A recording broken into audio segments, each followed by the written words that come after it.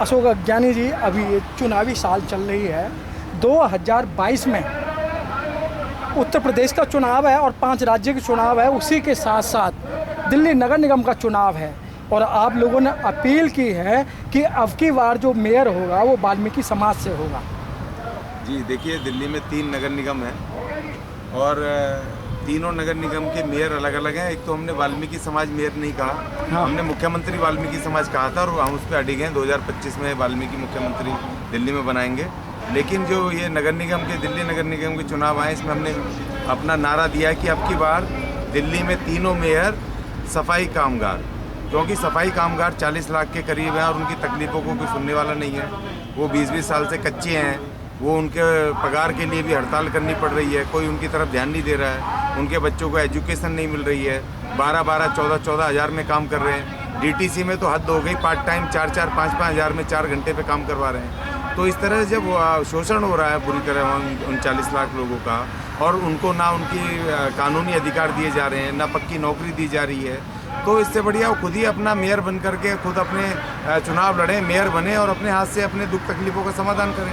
ये हमने नारा दिया अब की बार, तीनों मेयर सफाई कामगार, सीधा सा हमारा नारा है इसमें। तो यहाँ जो पार्टियाँ जो काम कर रही हैं, अगर बीजेपी की बात करें, कांग्रेस की बात करें या अन्य पार्टियों की बात करें, तो आप लोग इन पार्टियों का मुकाबला कैसे कर पाओगे? देखिए, ये लोकतंत्र की बड़ी खूबसूरती है और इस लोकतंत्र ने समय समय पर ये साबित किया है कि जो छोटे से छोटे दल जिनको समझा जाता था, उन्होंने भी कई मौक़ों पर बड़े बड़े तुर्रम खान दलों को चारों खाने चित किया। और आम आदमी पार्टी उसका जीता जागता नमूना है कि उन्होंने एक छोटा सा आंदोलन जो कि एंटी करप्शन मूवमेंट से शुरू किया और वो इतना बड़ा मूवमेंट बन गया कि एक राजनीतिक पार्टी बन करके उन्होंने कांग्रेस जैसी, बीजेपी जैसी बड़ी बड़ी भारत की नंबर 1 पार्टियों को धूल चटाई। तो इसमें ऐसा कुछ नहीं है, इसमें देखो वोट की पावर होती है। हम पूरी तरह मुकाबला कर रहे हैं, हमने 2 चुनाव लड़ चुके हैं, लोकसभा और विधानसभा। अब हमारा तीसरा चुनाव है और हमें भारी बहुमत मिल रहा है, लोगों को समझ आ रहा है। और इस बार गारंटी है कि दिल्ली के अंदर बहुत भारी उलटफेर होगा और इस बार जो लोग सदियों से सताए हुए हैं वो सत्ता की तरफ अब अग्रसर हैं और अपने वोट से वो मेयर बनेंगे और सत्ता में पहुंचेंगे। इस बात का मुझे पूर्ण विश्वास है और इसी बल पर, हम वोट की शक्ति के बल पर हम दावा कर रहे हैं। हमारे पास धन नहीं है और राजनीति में धन शक्ति की जरूरत नहीं है, इसमें पहले आपका दृढ़ संकल्प चाहिए और आपकी वोट की शक्ति चाहिए। इन दोनों से हम सरकार बनाएंगे। लेकिन अशोक अज्ञानी जी, आप कह रहे हैं कि धन की आवश्यकता नहीं है, लेकिन चुनाव तो बगैर धन के नहीं लड़ा जा सकता ना। आपका वोट है, मानते हैं वोट है, लेकिन जो चुनाव आता है तो आप, एक बार आपको पता है मानवर कांशीराम साहब ने कहा था कि मैं वो समाज बनाना चाहता हूँ जो बिकने वाला समाज ना हो, लेकिन वो भी चले गए और नेता भी चले गए, लेकिन समाज अभी रुका नहीं है, समाज बराबर बिक रहा है। सीधा मैं खुलेआम कह रहा हूँ। देखिए, जिन मान्यवर कांशीराम जी का आपने बात करी है, हमारे वो आदर्श हैं, उनको हम आदर्श मान करके आगे बढ़ते हैं। क्योंकि मैं इसलिए आदर्श मानता हूं कि उन्होंने बताया कि जो राजनीति है पैसे से नहीं होती। मान्यवर कांशीराम जी A क्लास अधिकारी थे। दीना भाना जी और खरपड़े साहब के साथ मिलकर के जब उनको बाबा साहब का पता चला और जब उन्होंने मिशन के वो पता चल गया, तो वो पहले शख्स हैं भारत की राजनीति में बाबा साहब अम्बेडकर के बाद कि जिन्होंने अपनी DRDO की परमानेंट नौकरी छोड़ी। A क्लास ऑफिसर थे उस वक्त, नौकरी छोड़ के उस वक्त राजनीति शुरू करी। और वो शख्स पैदल नंगे पैर, और किसी ने एक टूटी फूटी साइकिल बाद में दान करी, उस पर गाँव एक आदमी से बात करते थे, man to man, door to door campaigning करते थे। उनके पास उस समय कौन से सोशल मीडिया था, उस समय कौन से आपके पास ये रेल थी इतनी भारी, कौन से रोड थे, कौन से ट्रांसपोर्टेशन के साधन थे, कौन से फ़ोन थे, कौन से मोबाइल थे। उसके बाद उन्होंने इतना जबरदस्त बहुजन मूवमेंट खड़ा किया। कौन से पैसे थे उनके पास, मुझे बताओ। और वही बात बाबा साहब ने जब मूवमेंट शुरू करा तो उनके पास कुछ नहीं था, वो आदमी ने इस देश का संविधान लिख दिया, एक महान यहाँ पर एक एग्जाम्पल क्रिएट करा। और आज के हमारे बहुजन नेता हमें कह रहे हैं कि भाई 500 करोड़ चाहिए, 600 करोड़ चाहिए। अरे आप कांशीराम का नाम लेना छोड़ दो, आप बाबा साहब का नाम लेना छोड़ दो, जो अगर पैसे की बातें करते हो। तो अगर उन्होंने कहा था कि मैं ऐसा समाज बनाना चाहता हूँ जो बिके नहीं, लेकिन उनके जाने के बाद उन्हीं की पार्टी के लोगों ने धन कमाना शुरू कर दिया। धन कमाना शुरू कर दिया। उन्होंने कहा धन चाहिए, राजनीति करने को धन चाहिए, लेकिन जब आपने धन कमाया तो जन गवा दिया।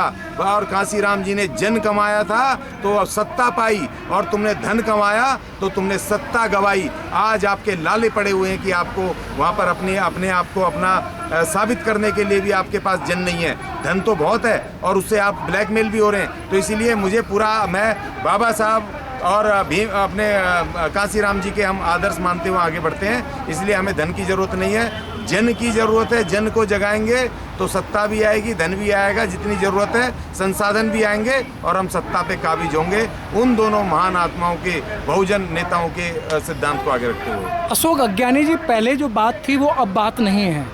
अब सभी लोग जो है सेल्फिश हो गए हैं, लेकिन उस समय कुछ लोगों के अंदर त्याग की भावना थी। जिस तरीके से बाबा साहब ने त्याग किया, कांसीराम साहब ने त्याग किया और नेताओं ने त्याग किया, लेकिन आज तो त्याग की भावना नहीं है। आज तो सेल्फिश हो रहे हैं कि जो कुछ है सब मेरा है। देखिए, उसमें हो सकते हैं ज़्यादातर वो लोग ऐसे हों, लेकिन आज ऐसा नहीं है।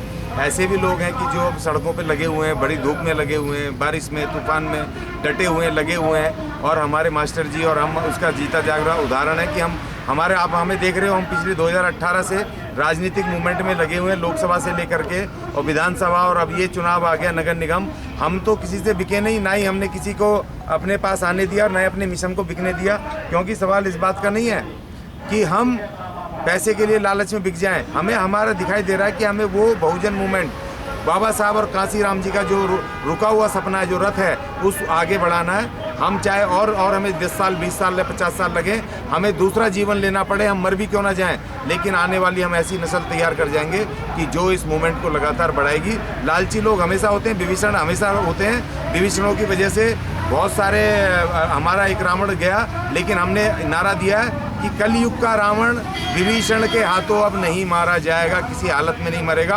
हम इतने सारे रावण खड़े कर देंगे कि विभीषण किसी हालत में उन रावणों को मारना तो दूर, उनकी परछाई तक भी नहीं पहुंच पाएगा। ऐसा हम समाज क्रिएट कर रहे हैं। अशोक अज्ञानी जी, जब आप लोग मिशन की बात करते हैं और बाबा साहब की बात करते हैं, तो एक जख्म ठीक नहीं होता, उससे पहले दूसरा जख्म दे दिया जाता है।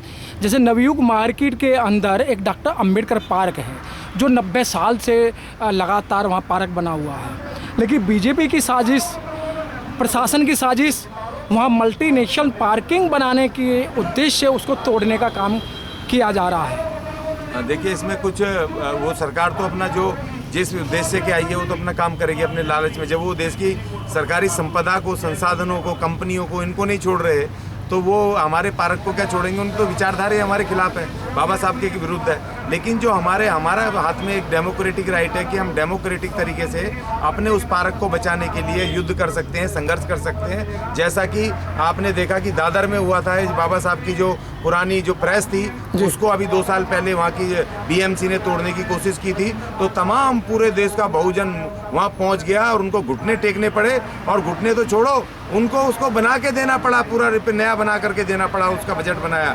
तो क्यों नहीं हम इसमें नवयुग पार्क में, जो वहाँ के हमारे साथी हैं, लोकल साथी हैं, जो वहाँ पर रहते हैं, लोकल हमारे संस्थान हैं, साथी हैं, लीडर हैं, उनकी ड्यूटी आज सोशल मीडिया है, तुरंत डाल दो, प्रचारित कर दो। हम तुरंत वहाँ पर जा करके लड़ेंगे और बचाएंगे, अपने बाबा साहब की धरोहर को बचाएंगे, बाबा साहब के उस विचार को और उस पार्क को जरूर बचाएंगे। ये बहुजन इस समय कमज़ोर नहीं है, लड़ते हैं। SC/ST एक्ट बचाया, दादर का हमने वो बचाया, बाबा साहब का धरोहर बचाई, और इसको बचाएंगे, ये मेरा कहना है।